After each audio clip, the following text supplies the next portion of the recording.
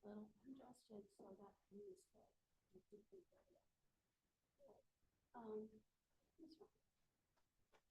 here.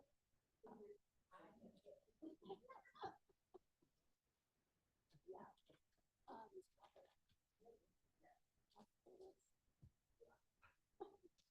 Dr. Curtis has just come from New York, so we want to give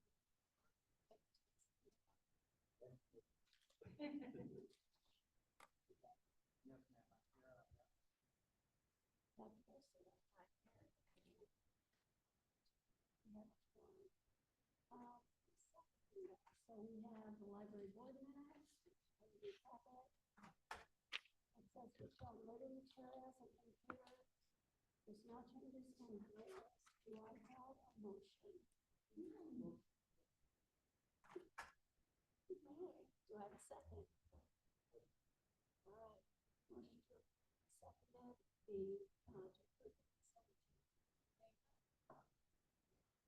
All right. Motion to seconded the opposed?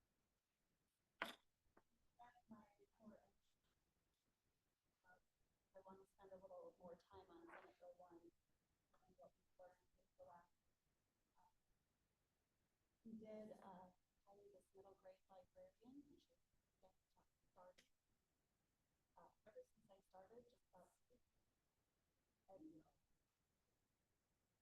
about staff and services and public process.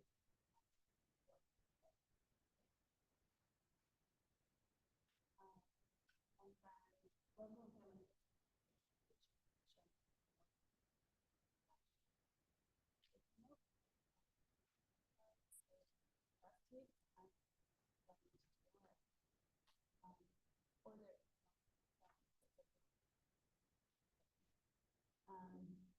Senate Bill 1 was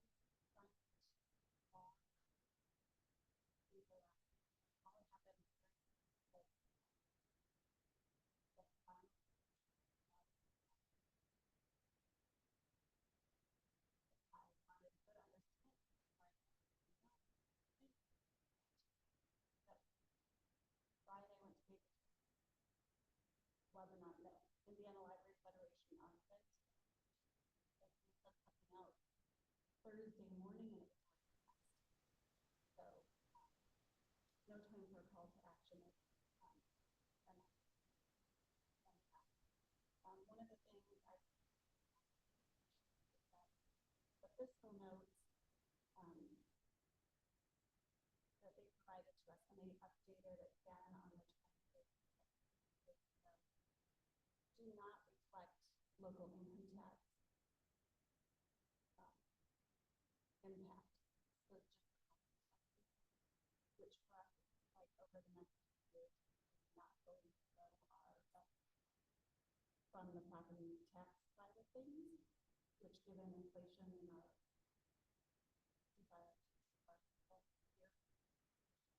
that is concerning to us. And then $2 million that local income tax gets reset to zero at December 2027.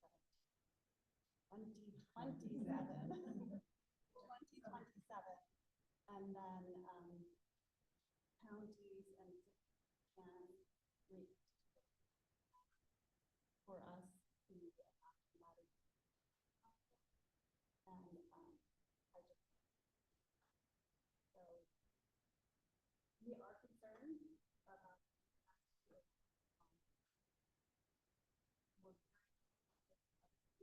bill in terms of how we bond. There's and any lobby is my understanding additional public hearing only on that agenda item. There's a number of things we are engaging advisor to look more specifically at our library district and if their numbers independent match up. They're just telling us really that that's wrong. If I and other library directors Thursday to start.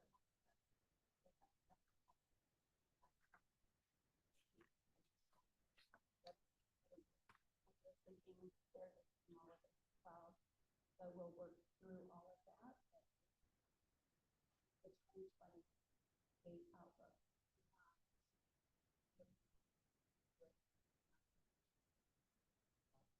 So just the fact that over 2 years we really that's you know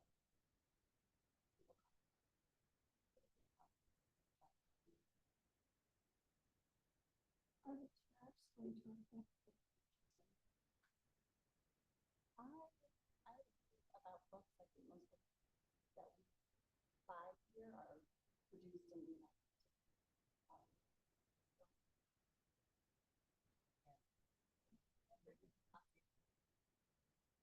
So there is a lot of good news, which is that our bid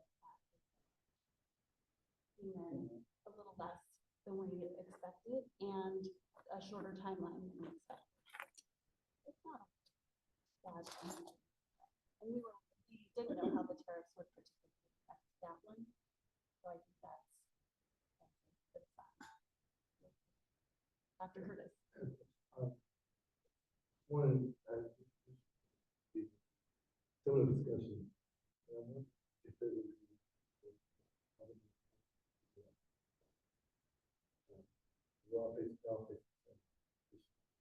Sure. Well, there's probably likely federal funding. Is that what their concern is?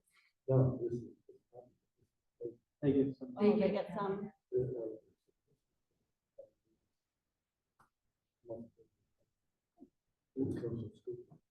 From the school board. Oh, because the schools are significant. Let's see. Right one. There's two different similar spreadsheets here.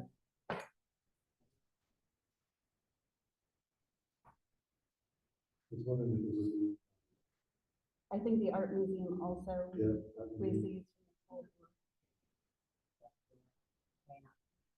So their loss from the current laws for fiscal year 2020 is 15 million. 30.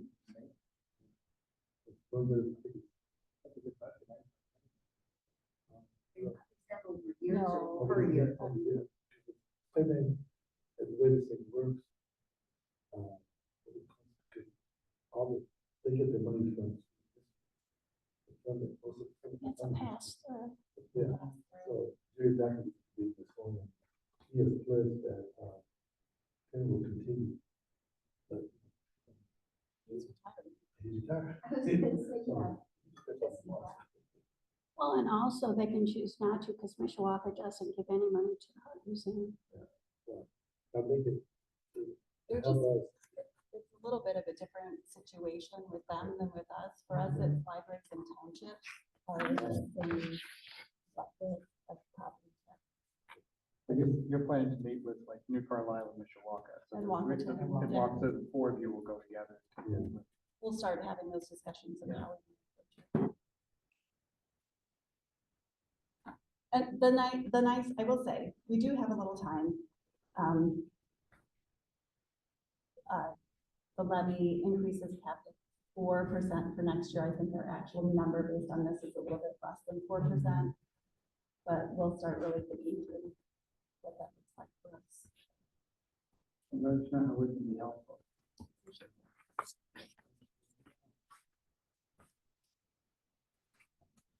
That's the time.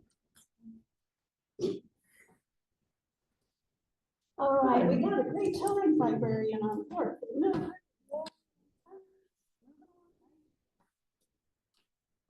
I am asking for a motion to accept the director's report.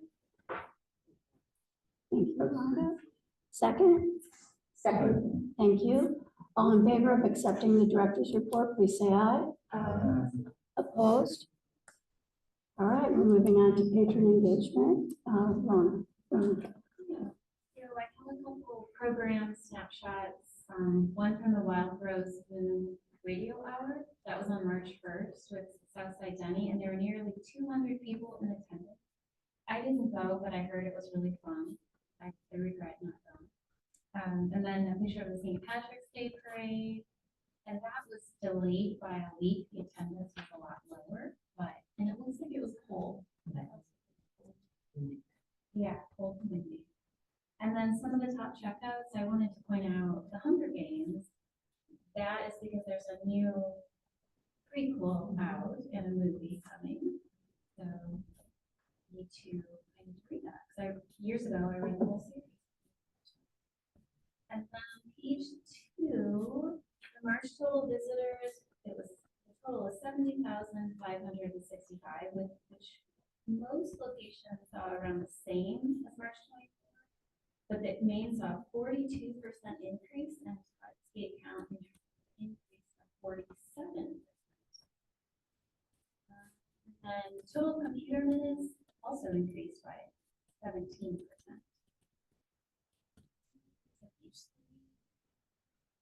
A lot of different locations saw an increase, but in particular LaSalle, a 32%, and Tut 28%, and Lakeville 25%.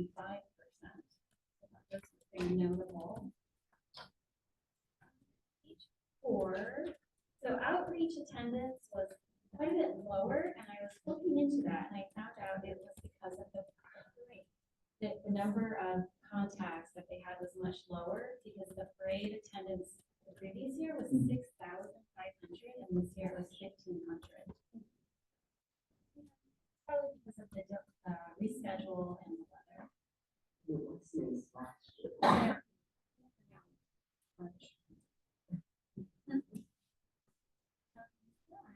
Page 5, I wanted to focus on tax assistance. I know Stephanie already mentioned it, but I wanted to focus on VITA, which is Volunteer Income Tax Assistance. And I'm a volunteer, so I always like to talk about it. VITA goes to Tut, Western, and LaSalle, and at Tut branch, we did 203 tax returns.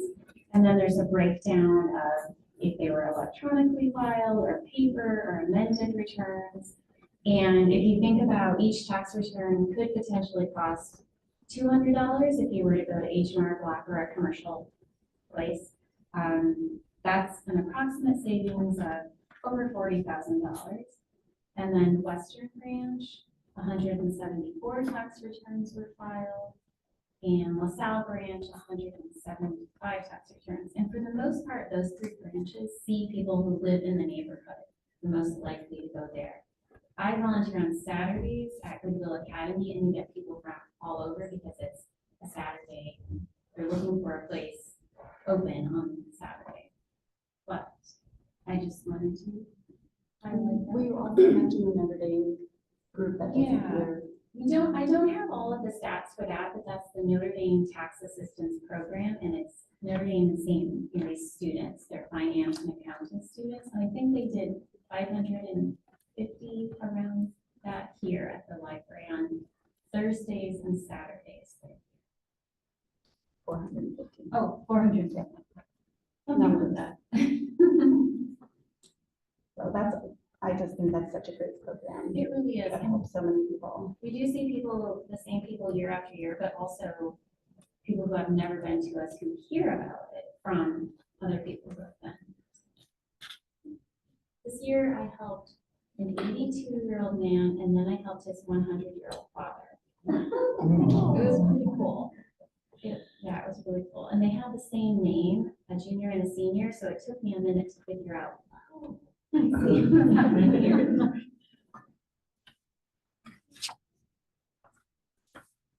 I just wanted to mention, and I'm not going to get the name of it right, but it's a program that you sign up for, and you can come and tell stories, and it's a 5-minute, it's supposed to be a 5-minute story. So my husband and I went. It was very nice. There were not very many people there, but most people came to listen and not tell a story. And I just thought it was a really nice way to build community for people who didn't really know each other and told stories. So I really enjoyed that. Was it River Park? Pardon? Was that at River Park? No, I was here. yeah, I think it was last Saturday, maybe. Lindsay and, Krista? Krista. There's another one that's on the screen out there. There's another one. Lot going on. Okay, thank you. The next is the financial report. Ms. Stansberg. Okay. Unless there are questions, I'm sure you all can see the fund report with investments, and the, appropriations for the month. There's not anything outstanding, except that we are, under budget at this time of the year, so should be in it while we were going to spend everything, which that's never our goal. It's not this quickly. At 25%, so we are at about 16% of the budget. There's not anything, here that's, overwhelmingly, huge. We're not over budget in a lot of places, that I wouldn't expect, or really under budget either. So if there's any questions specific to those two reports, please let me know. And then, so just some highlights just over the month of what's going on financially. We continue to look at our future outlook, in response to the federal and state legislations. We are seeing some price changes in regards to tariffs, very, very small. And we've had 2 or 3 things come in, and we could see that it said tariff, or there was some indication. It's very small, but we have decided to be able to track those, so that if we start seeing a trend, we at least know that, oh, this number has gone up because of tariffs. But for right now, very small amounts, not even enough for me to say what the amount is. But we are tracking those going forward. Appropriations to the budget and working budget, again, are under budget by about 9%. Our anticipated spending will increase as the summer comes up, as we start doing our summer projects and some other things. So those numbers will start increasing. We are not over budget really in any category at all, so no concerns at this point. As Stephanie noted, that the SB1, and I won't really talk that much about SB1, but the other piece was another amendment that kind of snuck in under the radar, and that had to do with Trust Indiana. So Trust Indiana, the state is working to have us move dollars potentially back to our local banks, which is not what we particularly want to do, because the yields with Trust Indiana, because of commercial paper, and the consolidation of all of the institutions within the state that can use Trust Indiana, give us a much higher yield and allow us to be able to use our public dollars more efficiently, and use them farther, because we get a better yield on those. So we are watching that specifically to see if they are going to force us to move dollars anywhere. Right now, we don't see that. They haven't done anything. But right now, we're leaving our dollars in Trust Indiana, and we do have, obviously, we have funds in our local banks. So I'm gonna ask a dumb question, which is why I'm trying to. Because the local banks want the money. Yeah, There that's has lot, been that's, local. I'm sure that's lobbied by all the local. Yeah. banks. It- I didn't realize that. Yeah. Through checks. I mean, when you move a significant amount of money from local Joe Bank out, they of course call you and say, why did you move an exorbitant amount? Because we can get a better yield. And so, we, for the taxpayer. So yes, so we can use that money longer and more efficiently. And so, you know, that's really the main reason why. And that way, I mean, we have almost no information on this. So FYI, if I go back 20 years ago, before there was Trust Indiana. Yeah, because they're 18 years old. It was probably Mendel Kaiser was a part of Coach Chiswick. And Yep. Mendel set up this thing, and he got all the different governmental, library, everybody, they all came together, and those that wanted to participate Mhm. went to local banks and were able to say, all right, instead of us doing $1 million or $2 million, if we do 25 million, $50 million, because you're getting everybody's money. Mhm. So just FYI, I'll just throw that out to you. There was a cooperative in St. Joe County. I think it was sort of informal, but they all did it. And it came, I remember he was the one that sort of first came to town and actually done that. And then it kind of must have blown up after he died. But now that everybody has seen the benefits of collective, Mhm. you know, that might be something if they force us back to local banks. Right, I Well, mean, the and banks, it might just be that our returns go lower than what the local banks can offer too. So then Right. Well, it's that's not what they- forcing you, but it doesnts make sense to leave it in trust. Well, yeah, and then yeah, returns the are- question, your point is Right. that they might actually reduce the interest rates that they're paying. right, Has something to do with commercial paper. it has to do with commercial paper, because you can't, invest in commercial paper as an individual, and with the cooperative, you can in that short-term investments. So you're able to get some quicker and better returns with commercial paper that you can't in regular banking, so. So that's our whole trust That's how in much I Indiana. understand about commercial. And we're at about 4.3%, interest rate with, Trust Indiana right now. I will say that we do have some dollars in, our other bank with the bond payments. And those are at 3.95%. So you can see where the difference is between the interest rates between Trust Indiana and, a regular bank. So that's where we are with Trust Indiana. So we'll continue to watch that. I will say that's a negotiated rate that Jeanette Yes. has for us. Yes. So other than that, and that's what I have, unless there are any other questions regarding the finances. Questions? All right, I would take a motion to accept the patron engagement report and the financial report. So moved. Second? Second, Rhonda. All in favor? Opposed? Motion passes. Next, unfinished business. Ms. Murphy. So I'm actually gonna turn this one over to Anjanette because she's been working hard to make this deal happen. If you'll recall, prior to your arrival here, because it was, what was it? Like 6 months ago? 6, 9. 9 months ago, It's that like we a met in year ago. executive session to discuss negotiating a deal for the property next to Todd.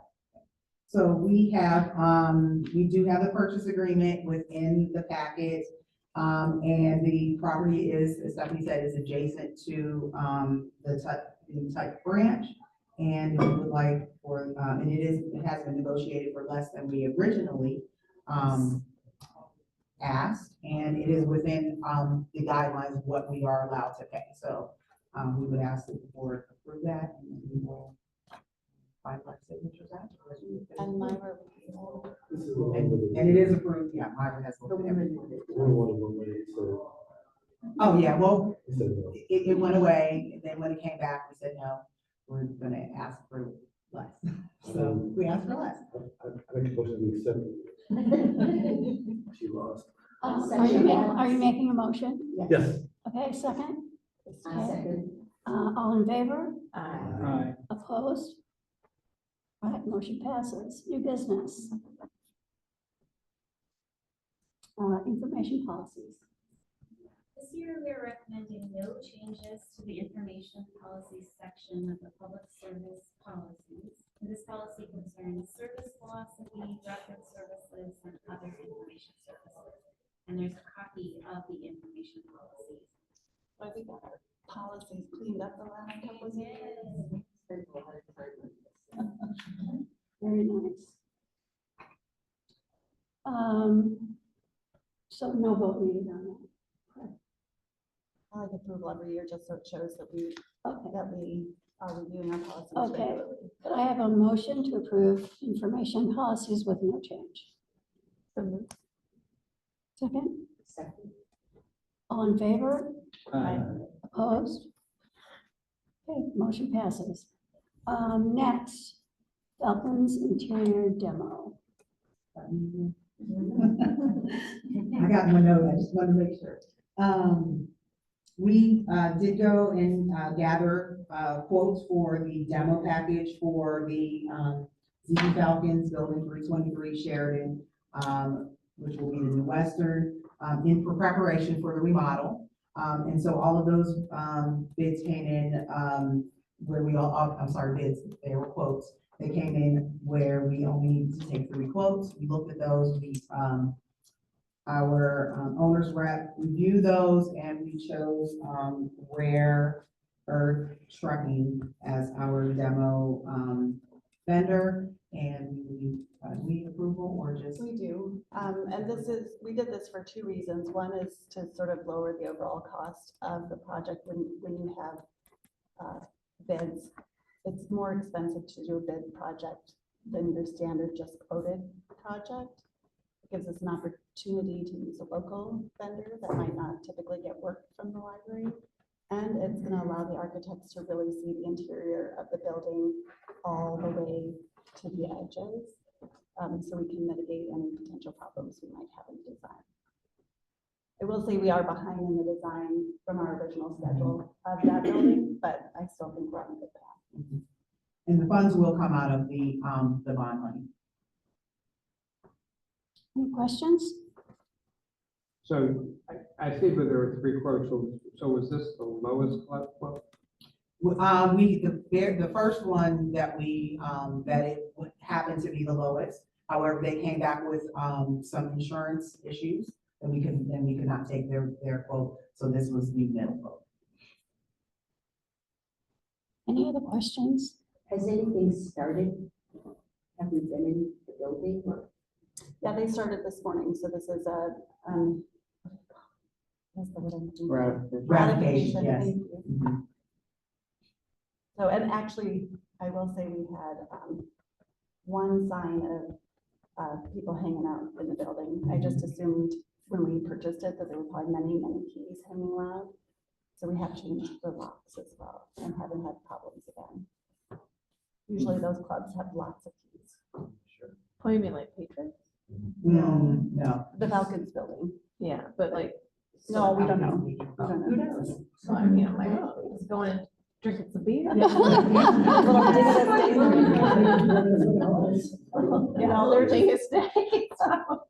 there's just an evidence that people have been in there, so we changed it. And we don't want to talk about the evidence. Too much information. No, nothing. No, it's fine. It's fine. So it is more secure though, and we'll start seeing more and more activity there. I have facilities when they do their run, drive through the parking lot and look for it, and then I think once a week they're going in the building and making sure everything's secure as well.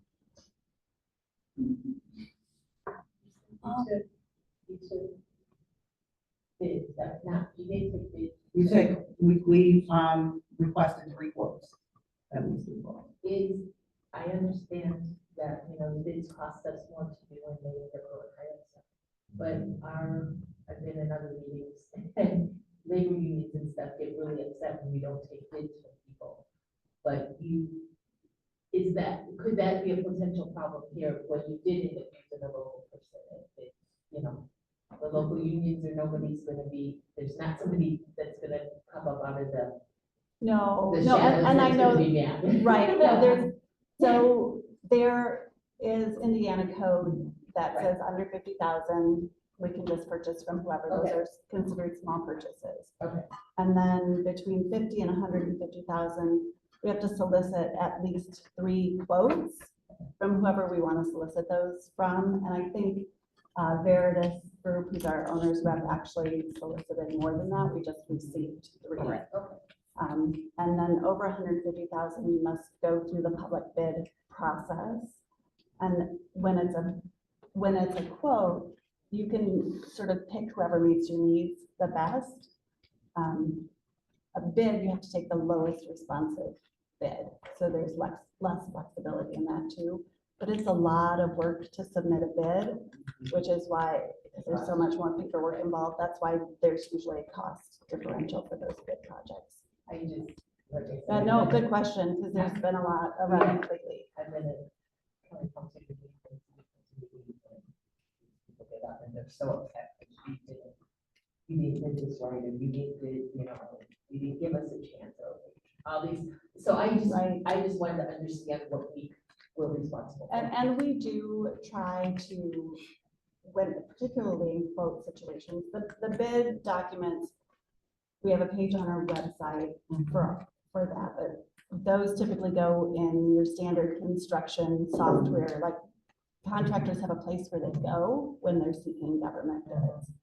For the quotes, we really worked hard to expand our vendor base and who we asked to quote on different things. So Anjanette got a list from the city, and I know a bunch of those people were contacted on this, as well as our usual and ones that they're facing as well. So we try to cast the net wider. A good question. Any other questions? All right, I'm asking for a motion to accept the award bid. No, we're not there yet. The Falcons interior demo, right? That's correct. Yes, yeah, okay. Do I have a motion? So moved. Second? Second, Ms. Richards. All in favor? Aye. All opposed? All right, next, now we're at the award bid for LaSalle renovation, and that's yours. Yes, so we went through the whole bid process for LaSalle. And then we have this recommendation from MPM Architects for Robert Henry Corporation. They came in with the lowest bid and with the shortest timeline, which we love to see. So we recommend that we accept the bid from Robert Henry Corporation. Any questions? Local company. Yeah, I move to approve. second? Is that you, Dr. Cruz? Second. Okay, all in favor? Opposed? Motion passes. Next, LaSalle closing date. Yeah, we recommend temporary closing the LaSalle branch for Next Chapter renovations, starting on May 10th. And construction work on the building, MCAN planned for it to begin May 19th. It'd be a little later than Robert Henry, but we think that May 10th will give us the necessary time we need to prepare the building for construction. We'll reopen after the completion of renovations, and MCAN estimates it to be 9 months, although Robert Henry has a shorter timeline. How does that calendar match center's closing? We weren't too concerned about that because they're such different neighborhoods. So center There will be people, more work for people who work downtown. we expect those people will go to Western more likely than downtown, but You mean some will the go patrons? downtown. Yes, the patrons. What about the staff? The staff, there's a plan for staff to go to here, Western. Yes, I think she's asking about like facility staff, like how would it stretch them thin to be working on 2 projects? Oh, facilities. Well, I'm just saying, No. it seems like if we have 2 branches closed, that is. Not for very long. We're hoping end of July, beginning of August for center. We're a little ahead of schedule on that one. That's good. Great. And we've been by attrition from staff. Like if an opening comes, we send people from the branch, like, so we're moving people around where there are gaps. Anytime we have closings, we fill with, or anticipated closing, like somebody was moving at River Park and they were, moving out of state, and we didn't fill it for a couple of months because we knew, okay, this is coming down the pike. We've got somebody we can send there. So, But for our patrons, we don't think they're the same patrons. Well, back in the day, when somebody threatened to close that branch, there was a lot of noise from that side. And I'm just concerned that people see it as a neighborhood library, so. They do, 100%. And I will say that we engaged a lot of those people very early on in the process. And then again, when we did our community meeting with our early preliminary designs, And some of them who were very outspoken at, what was it, 15 years ago, 10 years ago, whenever it was, were invited particularly to come. Their only question was, is it permanently closing? And when we said no, they're like, okay, we're fine, we're good. I will say I engage in the community, in that community a lot. And when it comes up, I tell them that the library is gonna close and it's gonna be permanent, and I assure them it is not going to be permanent. Once I say that, they are fine. But yeah, it comes up, you just assure them that this is not a permanent closure, it's just a renovation. It'll be greater whenever it reopens. So that's kind of how. And we've had the renderings out in the branch for a little while too. In the discussions, I know you've done good things. But understandable, it's always, you never want to be closed too much for too long.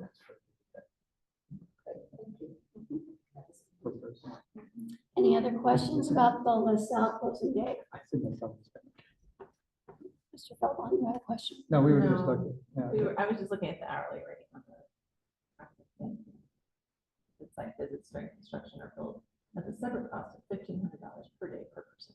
And I was like, "Ooh, For MKM, Yeah. I will say they don't typically. They bill don't. us. They have that in their standard contract, but we almost never get incidentals from them, if ever. From anything. It's usually just their contracted cost. So they can, but they haven't. They can, but they don't. Okay, I'll have a motion to accept the LaSalle closing date. So moved. Second, So moved. Second. you moved. We moved, I second. Okay. All in favor? Aye. Aye. Opposed? All right, LaSalle will be closing on the date that you wish to close. Appreciate it. Next, Western Design Contract. This is the one I think Nicole and Helen are looking at now. It is the same contract that we had for Center and LaSalle for the design and administration of those projects. This is the design that we saw. It's changed since then, but that we continue to do design work with them. Any questions? It's a standard contract. Standard, it's the same one as, Yeah, Same as- one we. same terms as Western and I mean, a Center and LaSalle. I make the motion to accept. Do we have a second? Thank you. All in favor? Aye. Opposed? All right, Western Design Contract is approved. Thank you. If I may, for 1 second, I just wanted to mention that since we're talking about bids and contracts and things of that sort, we are using an alternate process for the furniture packages, which for Center we bid separately. But Office Interiors has a contract with the state of Indiana for purchasing.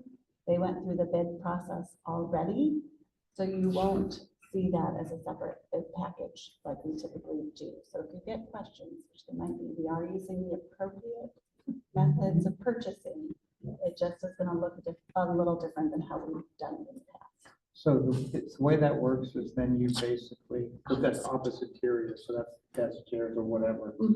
So when you do that, so then there's just, if you're buying products, then you can go through and say, we want this many desks. We have to select from certain lines And then what that they negotiate the best price, so that you just. with the state of Indiana, and since we're government, we can use that purchasing consortium, Pass on it. which actually was a great suggestion by the Veritas group.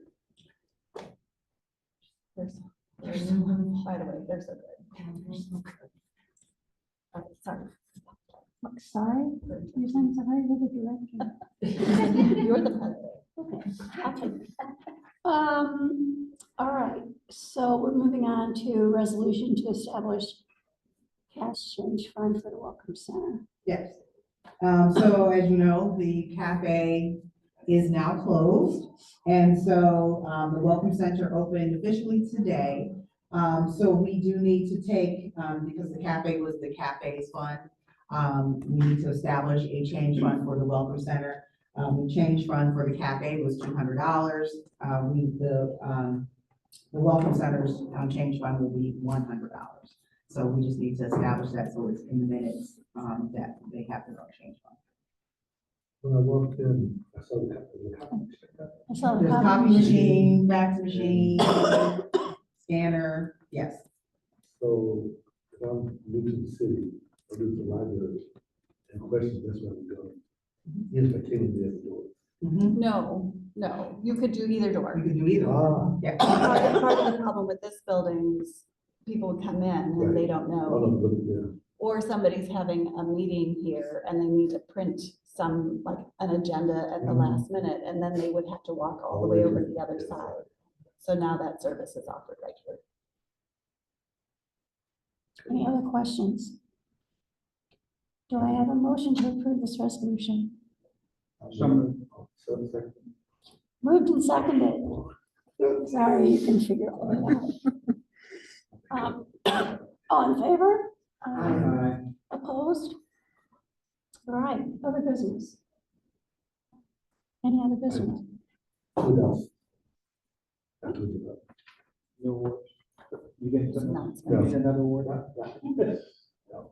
Actually, Raphael Morton was selected the African American History Museum Legacy Award this year. And the ceremony is June the 10th. It's a reception rather than a luncheon from 5:30 to 7:30 on the ground.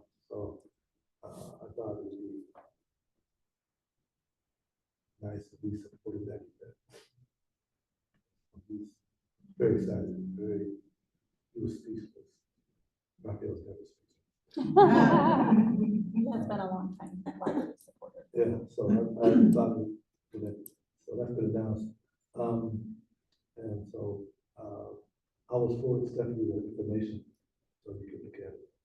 The sponsorship. and all of that. It's gonna be a very nice reception, catered reception. Angles? What? Is it angles? Yes, is it? It's angles. Same. Everybody's like, we know the food. Catfish girl. Just so you know, it's angles again. Exactly. And then the second thing is, I have to thank, the history section of the library, family section. A lot of what I'm doing on Wednesday is because of that section of the library. We were able to find lots and lots of material connected to Rosemary Sanders.